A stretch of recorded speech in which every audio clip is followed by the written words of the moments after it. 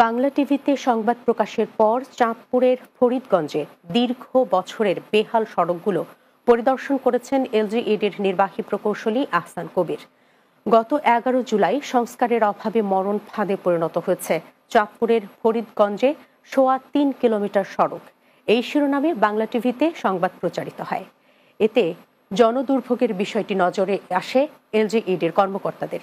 ফলে দীর্ঘ বছরের বেহাল পরিস্থিতির সড়কটি পরিদর্শন করেন এলজিইডির নির্বাহী প্রকৌশলী আহসান কবির। পরিদর্শন শেষে নির্বাহী প্রকৌশলী বলেন, ইতিমধ্যে সড়কটির যাচাই বাছাই কাজ সম্পন্ন এবং একটি প্রাক্কলন তৈরি করে পাঠানো হয়েছে। দ্রুত টেন্ডার প্রক্রিয়া সম্পন্ন করে এটি সংস্কারের চেষ্টা করা হবে।